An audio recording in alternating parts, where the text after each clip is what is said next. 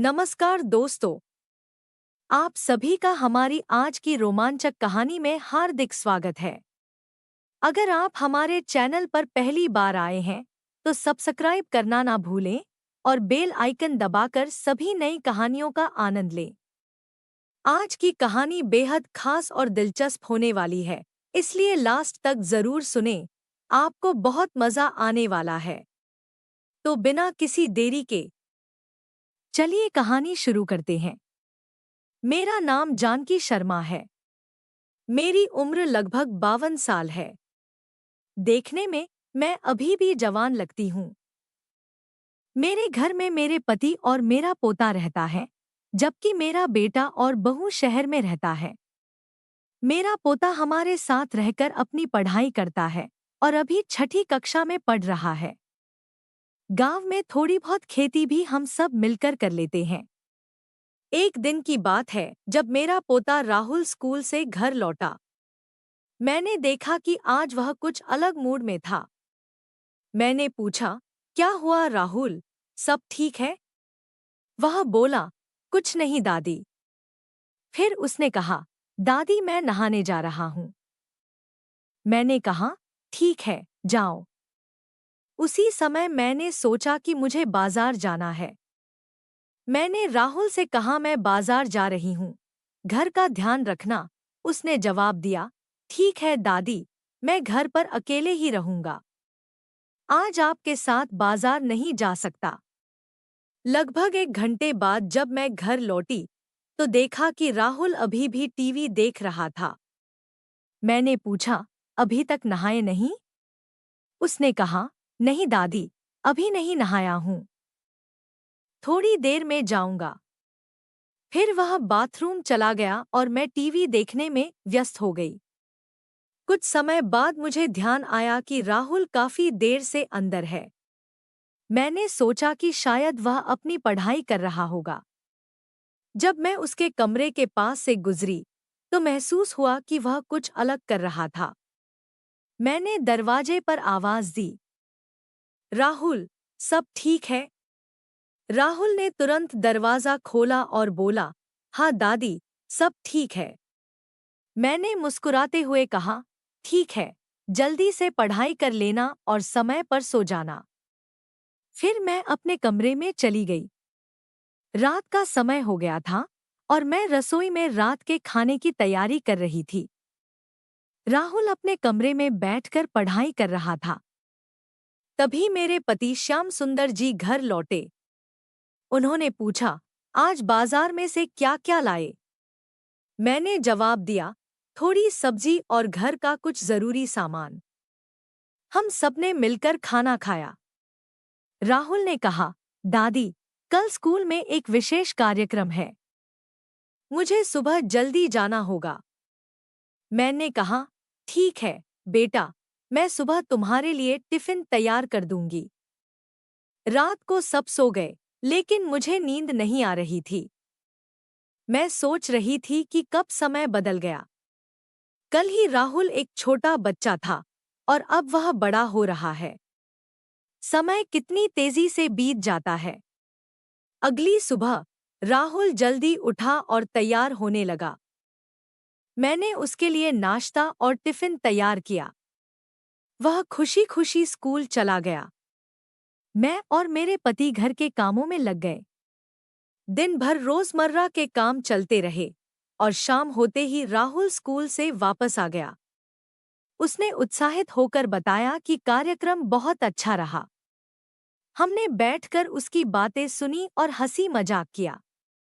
जिंदगी इसी तरह चलती रहती है, हर दिन नई चुनौतियां और नई खुशियां लेकर आता है।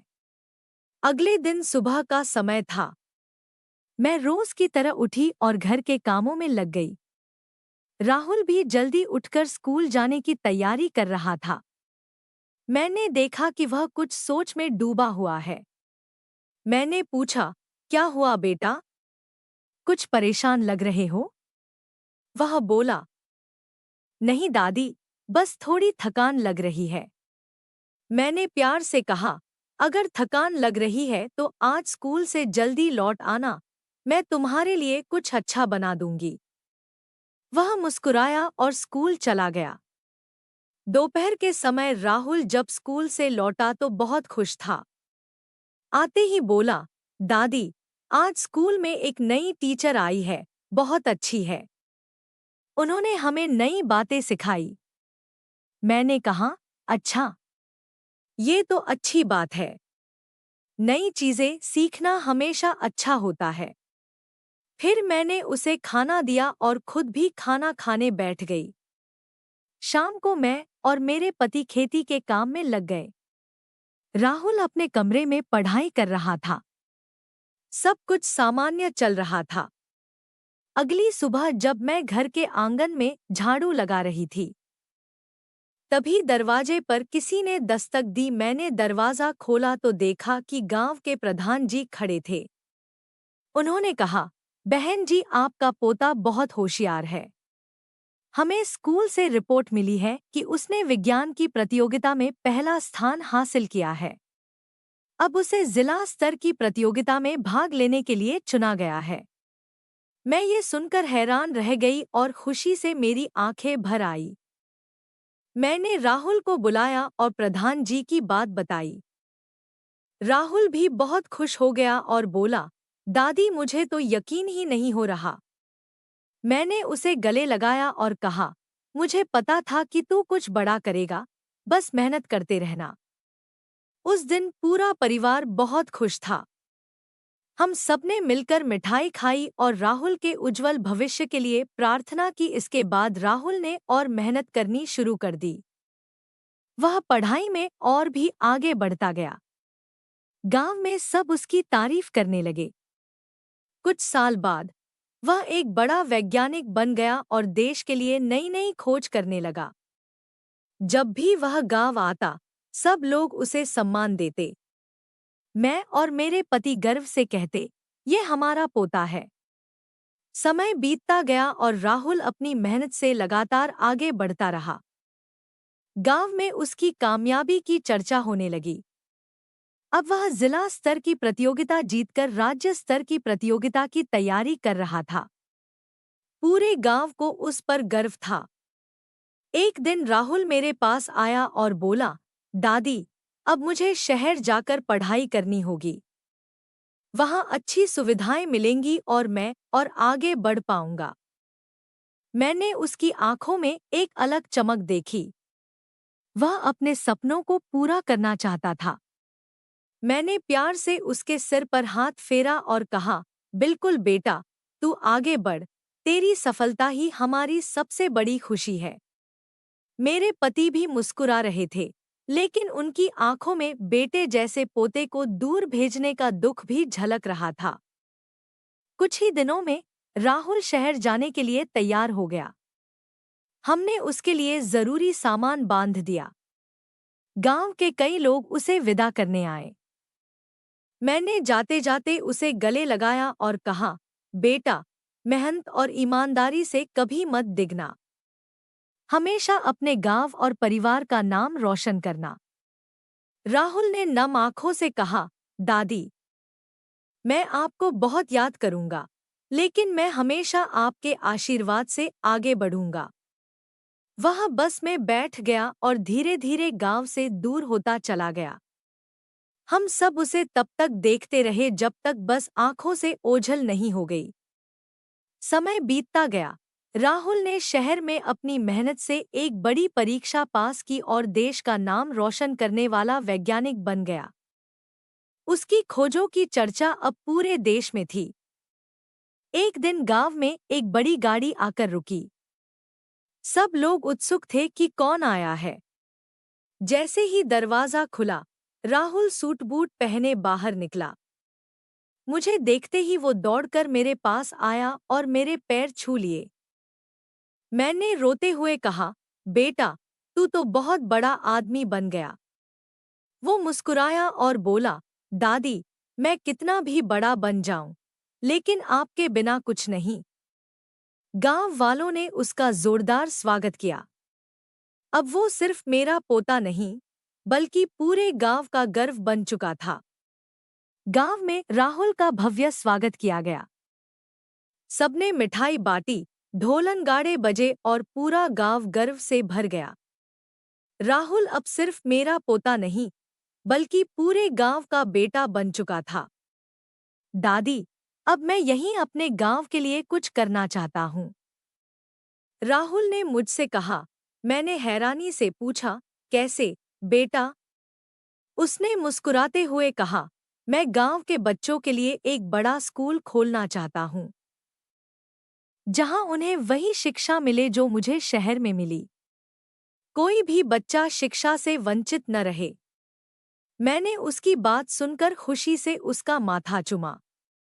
मेरे पति भी गर्व से भर गए। गांव वालों ने भी उसका पूरा समर्थन किया।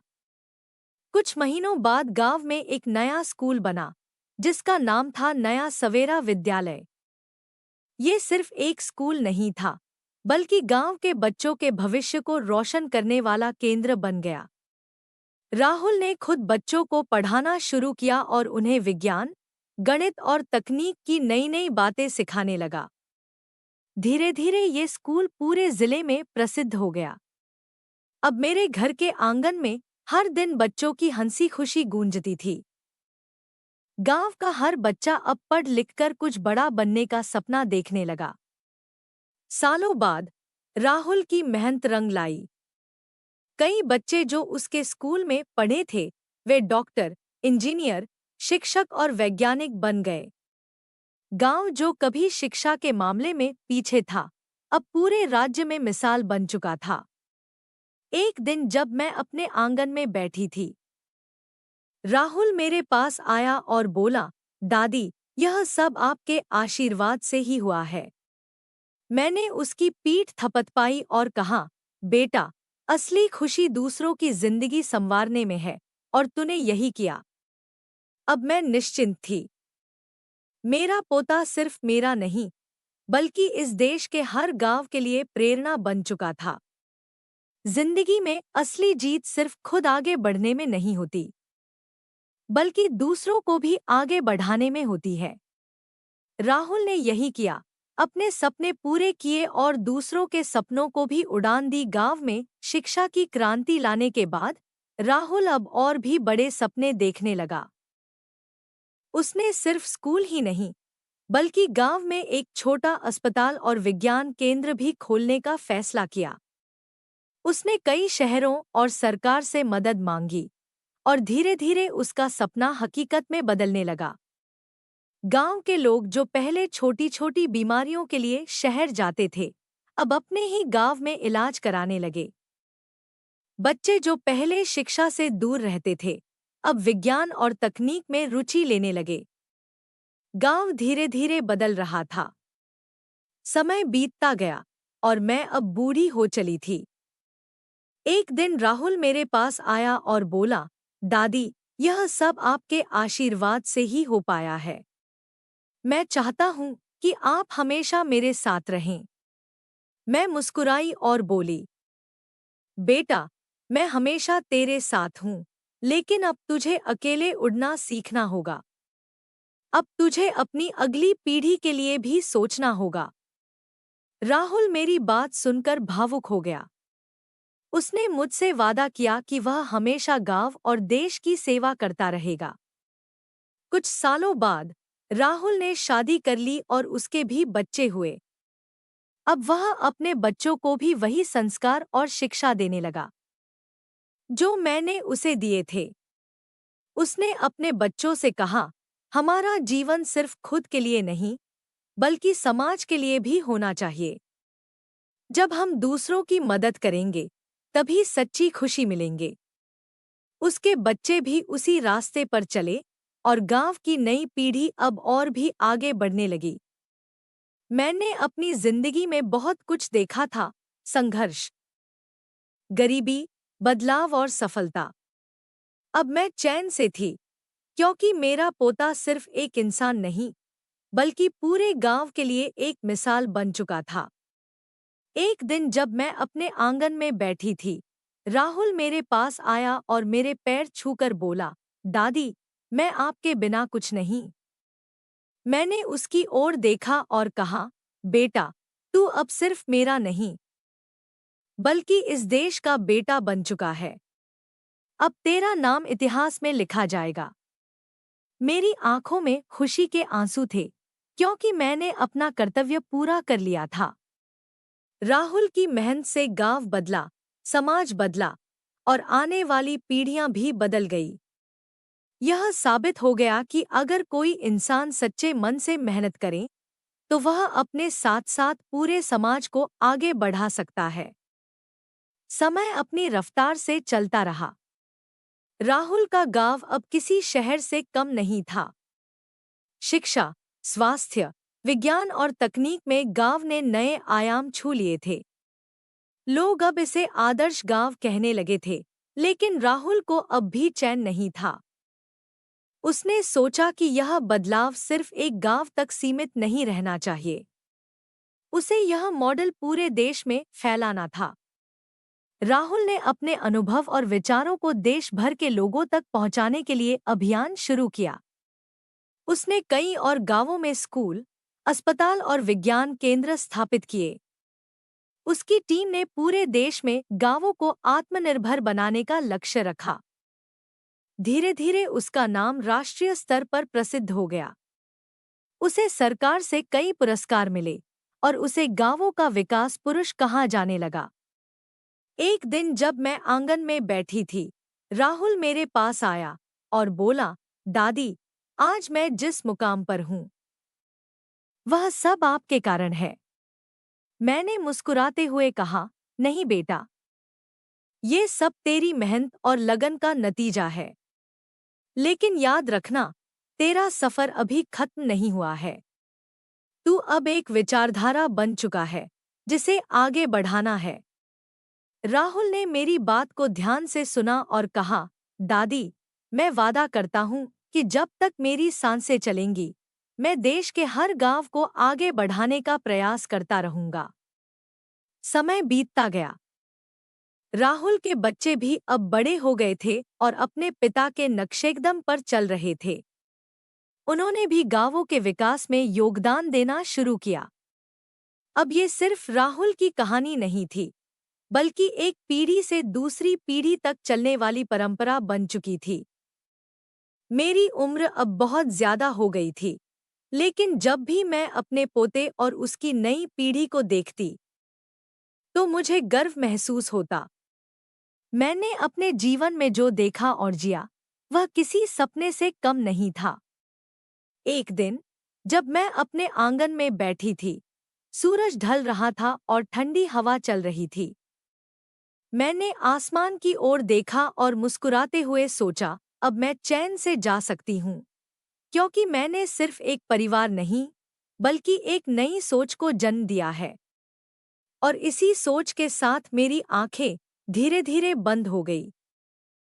परिवर्तन सिर्फ एक व्यक्ति से शुरू होता है, लेकिन जब वह विचार बन जाए, तो पूरी दुनिया बदल सकती है। एक व्यक्ति की मेहनत और ईमानदारी पूरे समाज को बदल सकती है। अगर हम सच्चे मन से कुछ अच्छा करने की ठान ले, तो हमारी आने वाली पीढ़ियां भी उसी रास्ते पर चलेंगी और दुनिया को बेहतर बनाएंगी। तो प्यारे दोस्तों, यह थी हमारी आज की शानदार और रोमांचक कहानी। आपको यह कहानी कैसी लगी, हमें कमेंट करके ज़रूर बताएं। आपकी राय हमारे लिए बहुत कीमती है। अगर कहानी पसंद आई हो, तो लाइक ज़रूर करें, इसे अपने दोस्तों के साथ शेयर करें और हमारे चैनल को सब्सक्राइब करना ना भूलें, ताकि आप आने वाली मज़ेदार कहानियों को मिस ना करें। तो चलिए, मिलते हैं अगले वीडियो में एक नई दिलचस्प कहानी के साथ। धन्यवाद।